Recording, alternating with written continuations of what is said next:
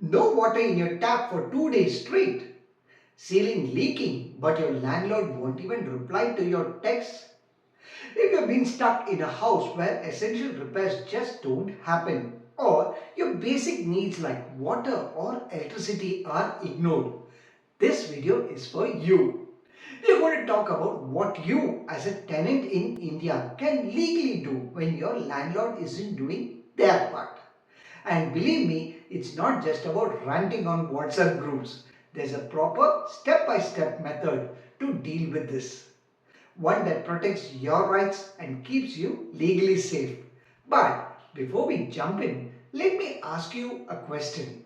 If your landlord didn't fix a broken water line for 5 days, would you withhold rent, write a legal notice, or quietly suffer through it, hoping it will be fixed someday?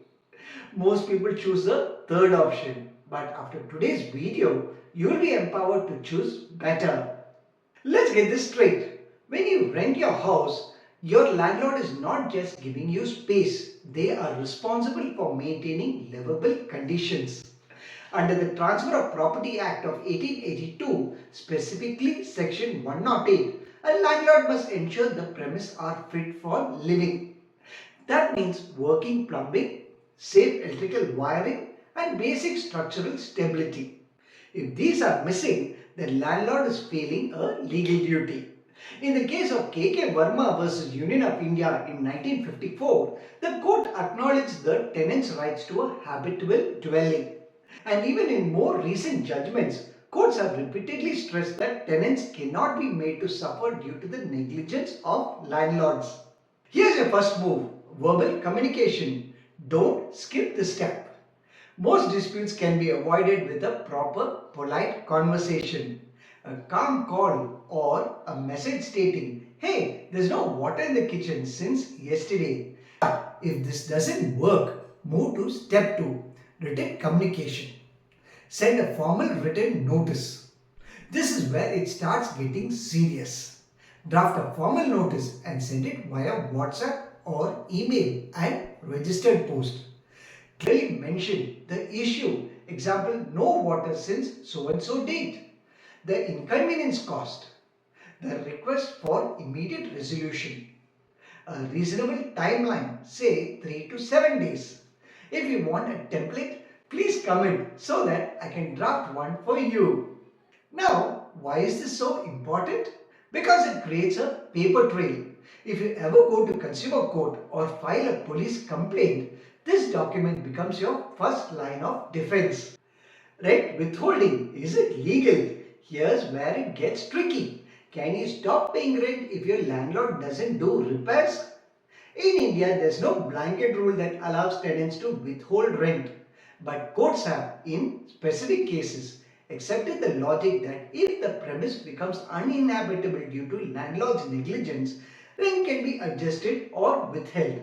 In Anita Enterprises versus Union of India in 2004, the Delhi High Court observed that where a landlord fails to uphold the basic duty of maintenance, the tenant may have grounds to seek rent abatement or suspend payment, but only with proper documentation and preferably after legal notice.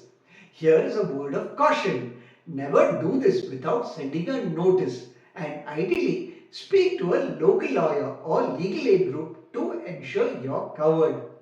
If you have tried everything and nothing worked, your next step is to file a complaint. You can approach the Rent Control Authority if your state has one, Consumer Court under deficiency of service, local municipal body if it involves water, sewage or structural issues.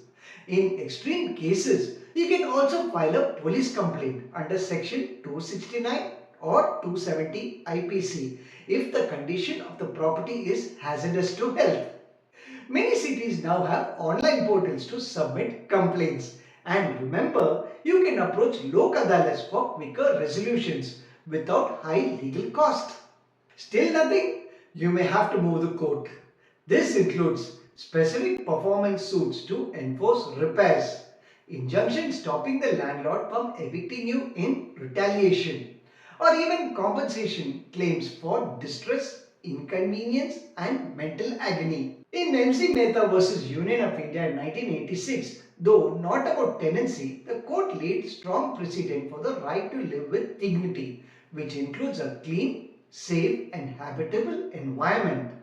Look, no one wants to fight the landlord, but being polite doesn't mean being powerless. You have the rights, and it's up to you to use them wisely. If you're dealing with poor housing conditions, don't suffer silently. Be proactive, be informed, and most importantly, document everything. In the end, the battle for better living isn't just legal, it's personal. It's about knowing you deserve more and refusing to settle for less. If this video gave you clarity, share it with a friend who's renting and struggling. Comment below if you ever had bad experience with a landlord. We read every single one and respond with practical help. Don't forget to like, subscribe and hit the bell icon so you will never be left out in the dark, legally or literally. Take care. Bye.